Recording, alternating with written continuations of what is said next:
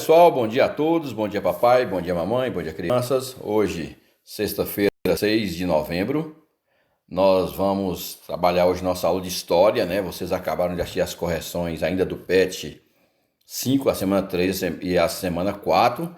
Nós vamos agora para o nosso PET 6, né? Então pega o seu PET, o meu já está em mãos, né? O meu está em mãos. Pega o seu PET, abra na página 67. Hoje vamos estudar sobre a marcação de tempo, né? Sobre as diferentes formas de marcação de tempo, a história da marcação de tempo. Vamos estudar na aula de hoje. Então vamos lá. Página 68, vamos dar um pulinho logo. Recadinho para os pais. Iniciaremos nosso estudo sobre o tempo.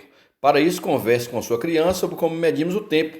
Pergunte a ela como imagina que o tempo era medido antes da invenção dos instrumentos de medidas convencionais, como o relógio e o calendário.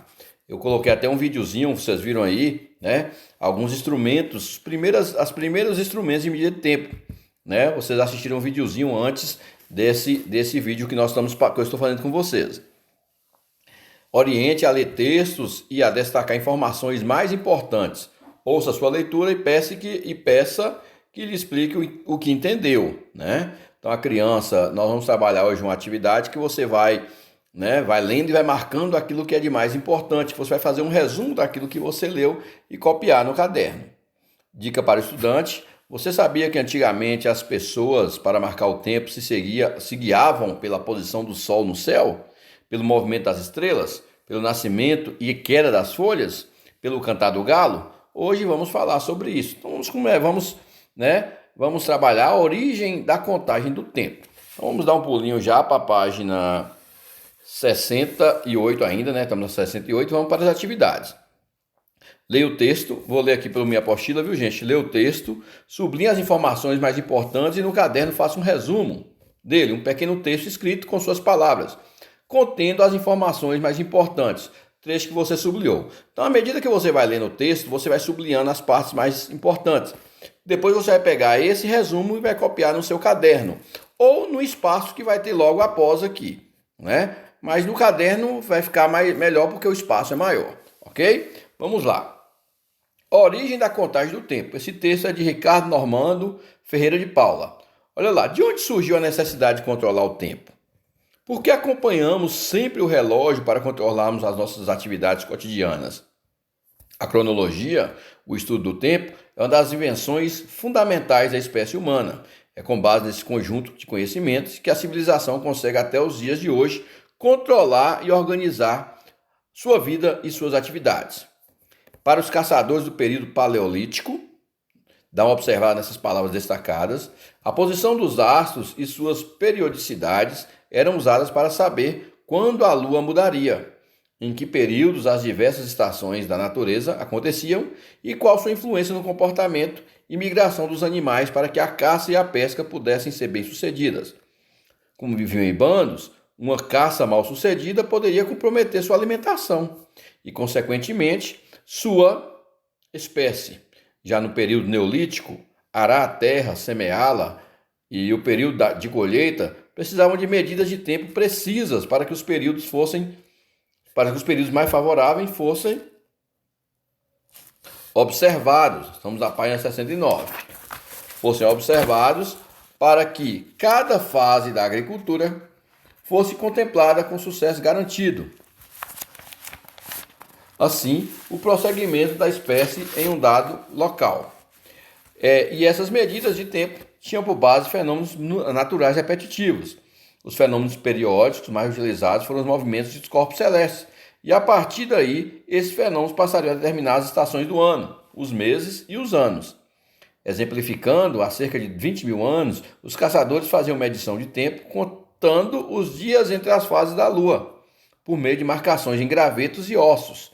As descobertas arqueológicas indicam que em todas as civilizações antigas, desde os primeiros hominídeos, algumas pessoas estavam preocupadas com a medição do tempo, seja por motivos religiosos, agrícolas ou de estudo dos fenômenos celestes, uma forma antiga de astronomia.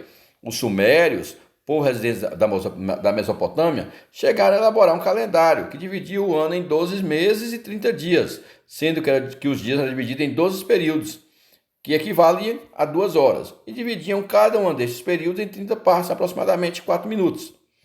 Além dos sumérios, os egípcios também tinham um calendário que utilizava os ciclos das fases da Lua, mas que passou a utilizar o movimento da estrela Sirius, que passa próximo ao Sol a cada 365 dias, na mesma época em que a inundação anual do Nilo tem início. Isso foi muito importante para o crescimento da civilização egípcia. Então, gente, aqui está mostrando como o homem marcava o tempo e qual a importância dessa marcação de tempo, né? Seja por motivo religioso, seja por motivo agrícola, seja por motivo, né, de estação do ano. Então, a marcação de tempo era importante para o homem, porque até então não tinha esses meios de marcação de tempo que nós temos hoje. Não existiam os calendários, não existiam relógios, né? Não existiam os instrumentos. Então, o homem se baseava muito no tempo para, né, até para registrar suas ações e para ter um controle das suas ações no seu dia a dia. O que eles vão fazer? Então, vocês vão pegar as informações mais importantes, vai sublinhar e vai escrever. Quem conseguir escrever nesse espaço pode escrever. Se não quiser, vai no seu caderno de história, faça todo o cabeçalho e escreva lá, ok? Essa foi a atividade 1. Vamos seguir. Atividade 2. É esse caça-palavras. Olha lá. Releia o texto buscando as palavras-chave destacadas. Encontre-as no diagrama abaixo. Dica: os vocábulos deste caça-palavras estão escondidos na horizontal, vertical e diagonal. Então você vai voltar aqui no texto e vai nessas palavras destacadas aqui, ó, tá vendo essas palavras destacadas em negrito? Você vai pegar essas palavras, olha todas essas palavras destacadas e vai procurar elas aqui dentro do caça-palavras, ok? Vai encontrar, vai sublinhar, tá na vertical, na horizontal e na diagonal. Beleza? Depois nós temos esses textos aqui, ó. 8 tipos de calendários usados pelo mundo. Se você acha que o calendário gregoriano, este que usamos até hoje, é o único que ainda existe, está muito enganado. Os calendários que tiveram mais aceitação e são usados até hoje combinam ciência e religião, o que não é novidade cristã.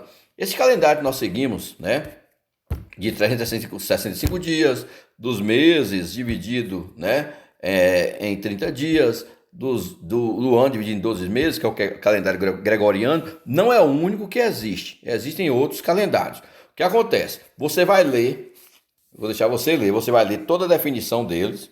O primeiro é calendário gregoriano, você vai ler a definição. Depois você vai ler o calendário juliano.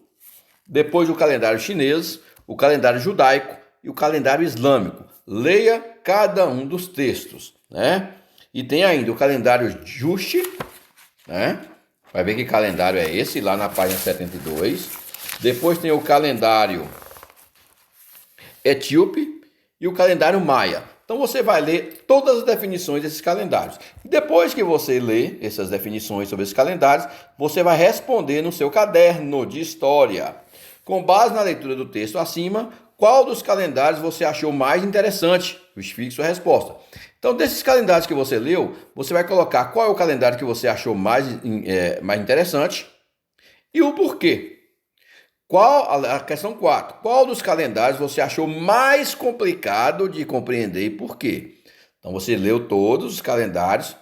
Na número 4, você vai ver qual é aquele mais complicado, que você achou que era o mais complicado de entender e por quê. Então, responda no caderno essas questões, ok? Então, essa foi a nossa atividade de hoje. Como é a atividade do caderno, faça com a letra legível. Não esqueça do cabeçalho, coloca lá escola, data, professor, aluno. Pode colocar, ó, PET, volume 6, semana 1 e atividades e colocar o número delas. Beleza? Então essa foi a nossa atividade de hoje. Terminou a atividade, envia para o professor. Abraço a todos.